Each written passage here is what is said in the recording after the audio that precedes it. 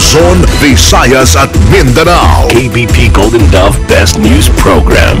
Mula sa Head News Center ng pinakamaraming himpilan at #1 na radio network ng bayan, RMN. Ito ang numero 1. RMN News Nationwide. RMN News Nationwide. Kasama ang maasahang broadcaster, Buddy Oberas, at ang KBP Golden Dove Best Newscaster, Weng de la Peña. RMN News Nationwide. RMN News Nationwide. Headlines. Ngayong tanghali sa RMN News Nationwide. Kasong plunder laban kay dating Pangulong Gloria Arroyo dahil sa Malampaya Fund issue, tinawag na propaganda lang ng kanyang abogado. Pinilit lamang po nila ito kasi propaganda na naman po ito. Panliling lang na naman po ito sa taong bayan. Disbursement Acceleration Program o yung DAP ng Aquino Administration, pinatitigil na rin ang Citizens Crime Watch sa Supreme Court. Ang TRO laban sa Malampaya at saka sa PEDAP ng Congress. Ngayon, idinagdag namin itong DAP. Dapat i-TRO din ito. Gawa ng ito labag din sa konstitusyon. Department of Health naaalarma sa biglang pagtaas ng mga tinamaan ng dengue sa Central Mindanao. 47 barangay naman sa Iloilo posibleng masailalim sa election watch list kaugnay ng nalalapit na barangay elections. Balitang negosyo ang pag-i-export ng poultry products ng Pilipinas, palalawakin ng Department of Agriculture. At abroad, mahigit 100 African migrants patay sa paglubog ng isang bangka sa Italia. 200 ang nawawala pa. RMN News Nationwide. Ang pinakamalaking mga balita abot sa bawat Pilipino saan man sa bansa. RMN News Nationwide. Buenos Dias, Pilipinas! Tanghali ng Biyernes ngayon, Oktubre 4, 2013. Ito ang numero 1 RMN News Nationwide. Ako si Weng de la Peña. Pangalan ni Buddy Oberas. Tayo po ay live sa DXMB 648 RMN Malaybalay, DXDR 981 RMN sa Dipolog, DZRS 1179 RMN Sorsogon. At ganoon din sa DYRI 774 sa RMN Iloilo. Live international pa rin via www.rmnews.com/TV at WRMN New York, USA. Siyempre sa lahat ng ating mga numero 1 AM radio stations sa buong bayan, live pa rin tayo. Tinawag na propaganda ng kampo ng dating Pangulong Gloria Macapagal Arroyo ang kasong plunder na isinampa sa kanya sa Ombudsman. Sa interview ng RMN kay Attorney Raul Lambino, ang legal counsel ni Arroyo, iginit na walang basehan ang NBI sa panibagong kasong kinakaharap ng mambabatas dahil ang totoo ay may legal na basehan ang paglabas ng dating Pangulo ng Malampaya Fund sa kanyang panunungkulan. Walang silang basyan. Pinilit lamang po nila ito kasi propaganda na naman po ito. Panliling lang na naman po ito sa taong bayan dahil unpopular nga ang dating Pangulong Gloria Arroyo at sa tingin po ng Malacanang, sa tingin ni na Pinoy, ay mainam na siya pa rin ang ating durugin at ipagpatuloy pa rin yung persecution sa kanya upang matuon ang pansin ng mamamayang Pilipino kay GMA at maiiwas na naman si Pinoy dito sa mga anormal niyang hinaharap niya. Masyado na niyang malayo kung idadawit pa si Arroyo dahil hindi naman nito nahawakan ng pera na ibinigay sa mga implementing agencies. Hindi rin anya makatarungan na sabihin na nagsabwata ng mga opisyalis ng dating administrasyon para mailabas ang pondo mula sa Malampaya Gas Project sa pamamagitan ng mga bogus na NGOs ni Janet Lim Napoles. Matatandaang inimbitahan ng DOJ at NBI ang 77 na mayor na sinasabing nameke na kanilang mga lagda para makuha lamang yung halos 1 bilyong pisong pondo mula sa Malampaya Gas na ipinalalabas na gagamitin sa mga biktima ng bagyong Ondoy at Pepeng noong taong 2009. Ang lahat ng ari-arian ng pamahalaan, sagutin po yan ng Presidente ng Pilipinas. Pero sa implementasyon po ng mga pundong ito ay ito ay obligasyon dito ng mga implementing agencies. Okay. Kung ang lahat ng mga pundong na i-release ay nawaldas ng mga implementing agencies at dahil po dyan ay kakasuhan mo yung Pangulo ng Pilipinas, ay lahat po ng naging ay dapat makasuhan ng plunder. Yung pundo naman na nandiyan ay hindi hinahawakan yun ng Presidente. Ang may hawak po dyan ay ang National Treasury, pero ang National Treasury hindi magpapalabas yan ng pondo kung walang kautosang nanggagaling sa Malacanang o nanggagaling sa Department of Budget and Management. Opo. Pag naipalabas yan galing sa National Treasury at naibaba na po yan sa mga implementing agencies na katulad ng Agrarian Reform o Public Works or Education, sagutin na po yan ng mga taong nasa baba dahil andoon na po yung aktual na pera. Sa kabilahod niyan, nakahanda naman ang kampo ni Arroyo na harapin ang naturang kaso at umaasang mababasurate ng reklamo na hindi na nila kailangan pang sumagot sa Ombudsman. Samantala, inihanda naman ng Philippine Constitution Association o PhilConsa o bago ho yan, maging ang Citizens Crime Watch ay naghain na rin ng supplementary petition sa Supreme Court para pigilan ang umiiral na DAP o yung Disbursement Acceleration Program ng pamahalaan. Sa interview ng RMN ngayon kay Attorney Jose Malvar Villegas Jr., Chairman ng Citizens Crime Watch, ang naturang petisyon ay bukod pa sa kanilang Supplemental Petition for Certiorari sa Malampaya Fund at Pork Barrel Fund. Naniniwala ang kampo ni Villegas na dapat na rin magpalabas ng temporary restraining order ang korte laban sa DAP dahil ito ay illegal. Sa paliwanag ng Secretary Abad ng Budget and Management Department, itong DAP ay linaan lamang sa mga particular agencies na ang mga pangalan nito ay ilinahad niya sa bayan.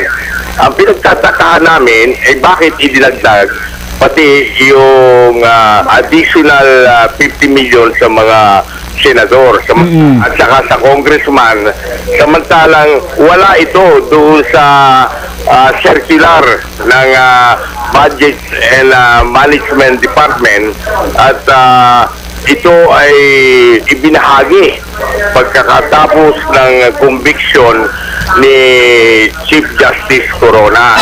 Kaugnay ho niya, nakatagdang magsagawa ng oral argument sa Oktubre 8 sa Korte Suprema hinggil sa kanilang petisyon, kung saan si Attorney Raymond Fortun ang kanilang magiging abogado.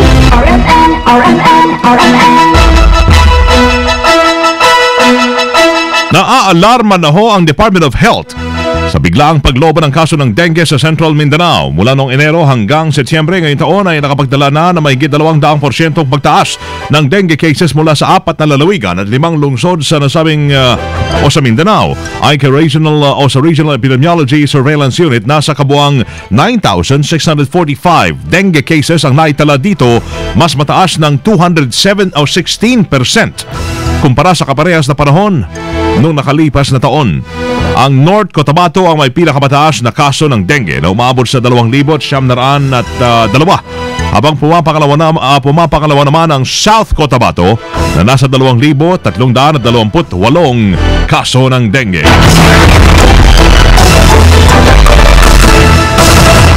Irerekomenda ng Iloilo Police Provincial Office sa Commission on Elections o COMELEC ang pagsasailalim sa election watch list sa 47 mga barangay sa Iloilo kaugnay sa nalalapit na barangay election sa October 28. Ang kay IPPO Director Senior Superintendent Cornelio Salinas, bukod sa nakitaan ng matinding political rivalry, may history din ng election-related violent incidents sa naturang mga barangay.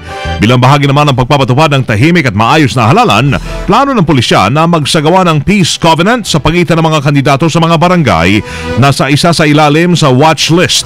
Unang itinuturing ng Philippine National Police na bilang areas of concern ang 6,000 barangay mula sa 42,008 na mga barangay sa buong bansayan. 150 barangay dito ang posibleng ilagay ng pulisya sa areas of immediate concern. Samantala, umabot naman sa 69 na aresto ng pulisya dahil sa paglabag sa COMELEC gun ban na nagsimula noong September 28 sa buong bansayan. Ang pulisya tututukang hindi mahaluan naman ng mga tagalabas yung isasagawang anti-pork rally sa Makati mamaya. Kasama natin sa Balita Live si Rhea Mamogay. RMN Report. Kampante ang pamunuan ng Philippine National Police na magiging maayos ang gagawing kilos protesta ng grupong 1 Million March kontra pork barrel sa Makati.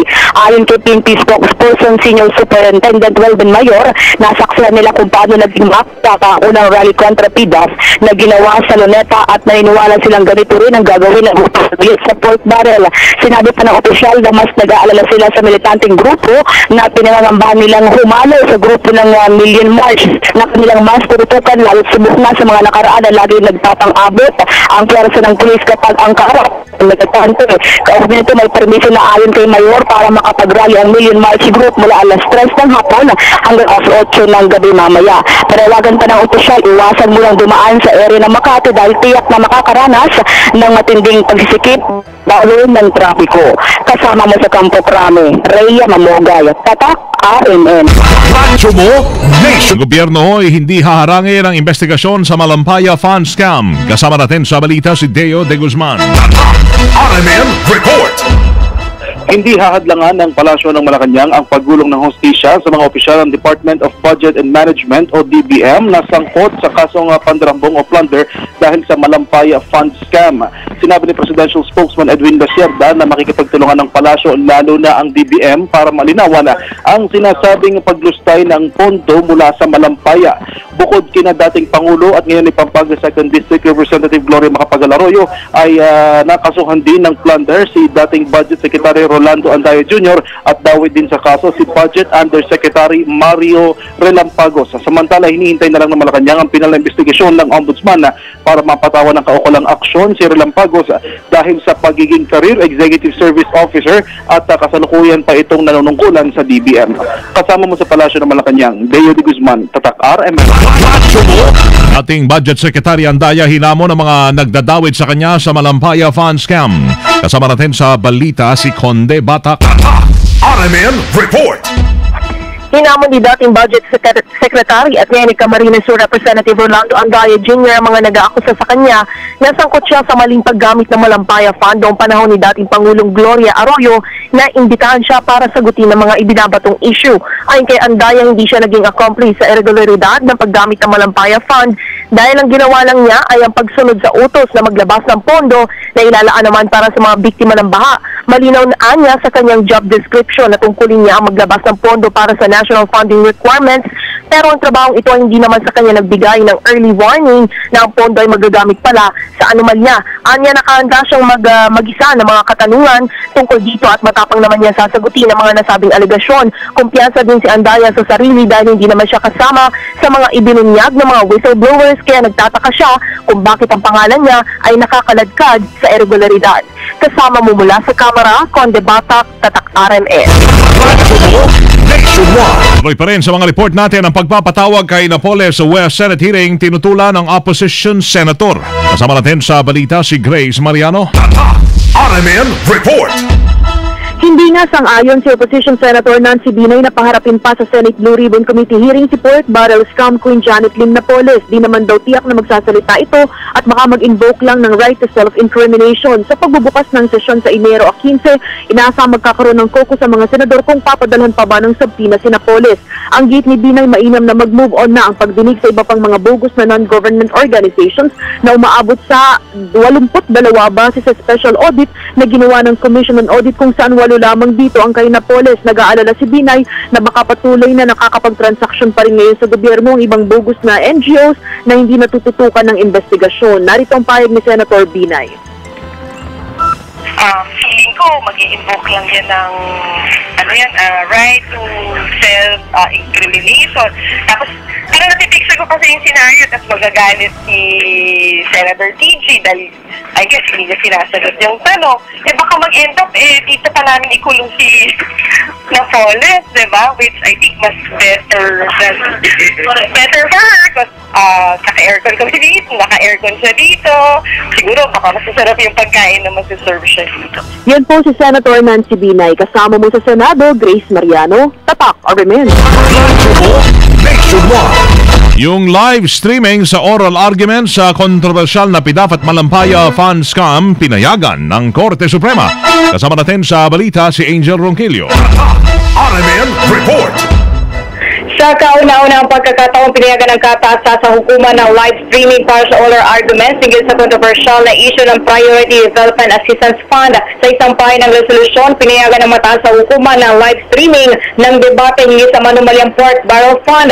Nagkasaad din sa resolusyon na ito ay pro-half-wike na ibig sabihin na ay for this occasion o applicable para lamang sa issue o topic na ito. Ang pagpayag sa pagkakaroon ng live streaming ay makaraaprubahan ng mga maestradong SC ang memorandum na inihain sa SC Anbang noong September 30 na kung saan inihiling ang live streaming ng oral arguments sa PDAP at Malampaya Funds Scam dahil ito ay matuturing na mahalagang usapin at interesado dito ang taong bayan. Itinakda ang oral arguments sa Martes, October 8, ganap na alas 2 ng hapon. Kabilang sa mga petitioners sa harap sa debate ay sina Social Justice Society Samson Alcantara, dating Boac Marinduque Mayor Pedrito Nepomuceno at dating Manila Councilor Greco Belhica. Kabilang naman sa mga respondents ay sina Pangulo Aquino, Senate President Franklin Drilon, House Speaker Feliciano Belmonte, Executive Secretary Paquito Chua at Budget Secretary Butch Abad. Kasama mo sa lungsod ng Maynila, Angel Juan Quilio, Tatak, RMN.